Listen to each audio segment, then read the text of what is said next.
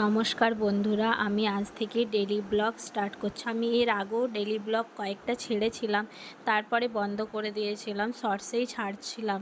কিন্তু আবার ভাবলাম যে আজ থেকে আমি ডেলি ব্লগটা স্টার্ট করি। আজকে তারিখ হচ্ছে 6/7/2026। এবার দেখা যাক আমার চ্যানেলটা কতদিনে দাঁড়ায়। ঠাকুরের কি ইচ্ছা, সবই তো তারই ওপর, তাই দেখা যাক। চলুন আজকে আমি কি করছি অল্প হয়তো দেখিয়েছি, 5 থেকে 8 মিনিটের ভিডিও হবে। প্লিজ আপনারা সবাই পুরো ভিডিওটা দেখবেন। আমি মেয়েকে স্কুল ছেড়ে এলাম, এসে ছেড়ে বাজার করে নিয়ে বাড়ি ফিরলাম এইমাত্র। এই বাড়ি ফিরে আপনাদের সঙ্গে ব্লগটা স্টার্ট করছি। আর প্রতিদিনের কাজ মেয়েকে স্কুল ছেড়ে এসে আগে রান্না করা। প্রথমে রান্নার জন্য আমি সবজিগুলো কেটে নেব। এই যে সবজিগুলো কেটে নেব, চলুন দেখতে থাকুন আমার ভিডিওটা। মেয়েকে ছেড়ে এসে রান্না না করলে রান্না করতে অনেক লেট হয়ে যায়, মেয়েকে তখন খাওয়াতেও দেরি হয়ে যায় আর কি। মেয়ের স্কুল ছুটি হয়ে যাবে, মেয়েকে আবার আনতে যাব, ওই কারণে আমি প্রথমে রান্নাটা করে নিই আর কি। ওই জন্য সবজিগুলো কাটছি, চলুন দেখতে থাকুন আমি কি সবজি কাটি মাছের ঝোলে দেওয়ার জন্য। প্রথমেই কেটে নেব গাজরটা ভালো করে ছুলে নিচ্ছি, তারপরে কেটে নেব। আর তারপরে ক্যাপসিকাম, পেঁপে একে একে সব কিছু কেটে নেব। আর আজকে আমি যা রান্না করেছি সব কিছুই আমার মেয়ের পছন্দের। জানেন তো বন্ধুরা, আমার মেয়ে না মাছের ঝোলে সবজি হলে খুব ভালোবাসে। ও ভাত আর মাছ খেতে খুব ভালোবাসে। মাছের ঝোলে আর কি গাজর, ক্যাপসিকাম, পেঁপে এইসব দিয়ে রান্না করলে খুব খুশি হয়ে যায়। প্রত্যেক দিন স্কুল থেকে এসে জিজ্ঞেস করবে, মা ভাত আর ফিশ হয়েছে তো? আমার মেয়ে মাছকে ফিশ বলে ডাকে, বুঝলেন তো। এই জন্য আমার মেয়ের জন্যই আমাদের বাড়িতে প্রায় দিনেই মাছের ঝোল হয়। খুব কম মাছের কালিয়া, তারপরে মাছের সর্ষে পোস্ত এইসব রান্না করা হয়। আর আজকে জানেন তো আজকে কি হয়েছে, আজকে মাছই বাজারে ভালো পাওয়া যাচ্ছিল না। কি আর বলবো বলুন, এই হচ্ছে ব্যাপার। এটা তো মাছ পাওয়া যাচ্ছিলই না, সঙ্গে জামাই ষষ্ঠীর পর থেকে এত মাছের দাম বেড়ে গেছে বলার নেই। তবে আমাদের এখানে যেখানে পাড়াতে মাছ বিক্রি করতে আসে ওখানে কিন্তু বাজারের মতোই রেট নিচ্ছে। তাই আমার হাজব্যান্ড আজকে আমাকে বলছিল যে আর আসবো না আমরা মাছ নিতে, পাড়া থেকেই নিয়ে নেবো। সেই যখন একই দাম, বলুন কেন সময় নষ্ট করব। তাও অনেক খুঁজে খুঁজে মাছ পেয়েছি। আপনাদের সাথে গল্প করতে করতে আমার প্রত্যেকটি আনাজ কাটা হয়ে গেছে এবং কি মশলা যে রেডি করব তার জন্য রেডি করা হয়ে গেছে। এবার চলুন সব কিছু আমি আস্তে আস্তে পরিষ্কার করে নিই। এবার সব কিছু রান্নাঘরে নিয়ে যাব, তারপরে সব কিছু পরিষ্কার করে নেব। চলুন আমার ভিডিও দেখতে থাকুন। আমার ভিডিও কেমন লাগছে আপনারা সবাই কমেন্ট করে জানাবেন। এই যে বললাম না, মশলাও করে নিয়েছি, সব কিছু একবার রেডি করেই আমি রান্না করতে যাই। কারণ ওখানে দাঁড়িয়ে দাঁড়িয়ে কাটতে ভালো লাগে, চপার বোর্ডে কেটে নিই, এটাই হচ্ছে করি। আমি তো সবই কিছু একা হাতেই করি, ওজন্য আমি চেষ্টা করি সব কিছু গুছিয়ে রান্না করার। এই যে সব কিছু নিয়ে এলাম রুম থেকে, তারপরে সব কিছু পরিষ্কার করে ধুয়ে নিলাম। এই দেখুন মাছটা, বলুন তো মাছটার কত ওয়েট হবে? আমি বলে দিচ্ছি, এটা প্রায় 1 কিলো 200 মতো আছে। এই দেখুন আমি এই মাছটা রান্না করব, আর বাকি এক্সট্রা মাছটা আমি ফ্রিজে তুলে রেখে দেব। আর এই পাশে আমি মাছের তেল বসাবো, তার জন্য বেগুন, আলু, মাছের তেল সব কিছুই রেডি করে রেখে আমি একটা ডিম ভেজে নিয়ে চলে এলাম। কারণ আমার একটা মেডিসিন খেতে হবে যেটা আমার হাতে আছে, তাই ডিম ভাজাটা বা ফিশ এইসব কিছু খেয়ে মেডিসিনটা খেতে হবে, সেই জন্য ডিম ভেজে নিয়ে চলে এসেছি। এবার ডিমটা খেয়ে মেডিসিনটা খেয়ে নেবো আর কি। এই মেডিসিনটা খেতে হচ্ছে কারণ আমার শরীরটা প্রচুর খারাপ ছিল। এই কদিন আমি বিছানা থেকে প্রায় উঠতেই পারছিলাম না।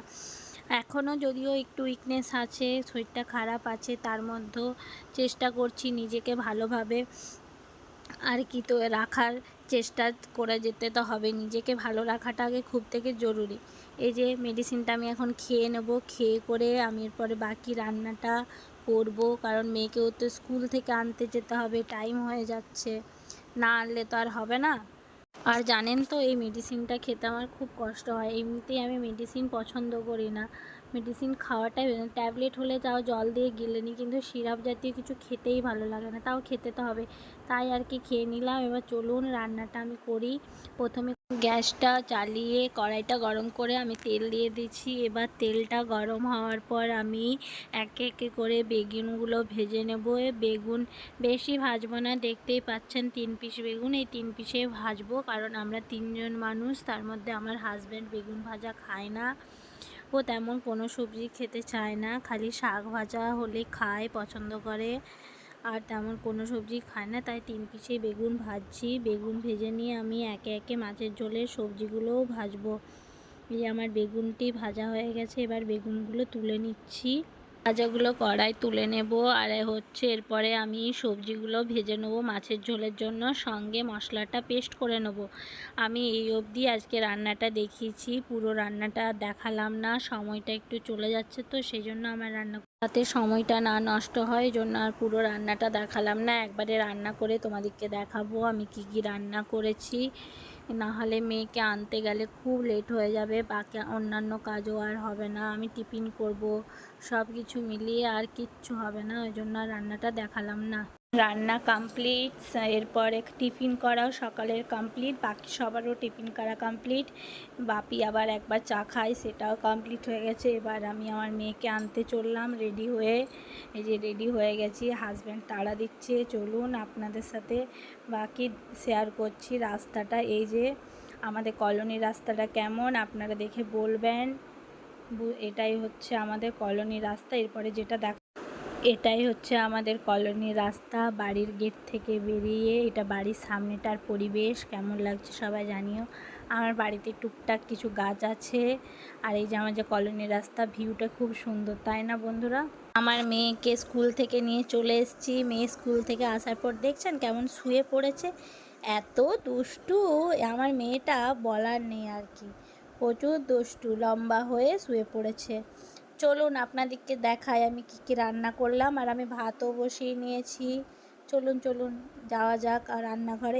এই যে দেখুন আমি ভাত বসিয়ে নিয়েছি, ভাত, আর আপনাদের সঙ্গে তরকারিগুলো শেয়ার করছি। যে মাছের ঝোলটা বলুন, কালারটা দেখে মনে হচ্ছে কেমন, আমার রান্নাটা কেমন করেছি। বেশি কিছু করিনি, মাছের ঝোল, বেগুন ভাজা, আর বানিয়েছি মাছের তেল, এই হচ্ছে আজকে আমার রান্না। আর মেয়ের জন্য দুধ গরম করে রেখেছি, মেয়ে স্কুল থেকে এসে দুধ গরম খাবে, ওই জন্য আর কি দুধ গরমটা করে রেখেছিলাম, মানে করলাম যাতে মেয়েকে এখন দিতে পারি। আমার মেয়েকে আমি বলছি যে হাই করো একটু, ও বলছে না না মা ফটো ফটো, তাই বলছে তুমি ফটো তুলবে, দেখো কেমন ফটো তোলার জন্য পোজ দিচ্ছে, কত দুষ্টু আমার মেয়ে না, খুব দুষ্টু, এই জন্যই তো আমি ব্লগ করতে পারি না। ঠিক আছে, আজকের মতো ব্লগটা এইটুকুই থাকলো। ব্লগটা আপনাদের কেমন লাগলো কমেন্ট করে জানাবেন, আমার পাশে থাকবেন, আবার বলবেন আমি কীরকম ভিডিও করলে আপনাদের ভালো লাগবে, চেষ্টা করব সেরকম ভিডিও দেওয়ার। আজকের মতো আসছি বন্ধুরা, টাটা।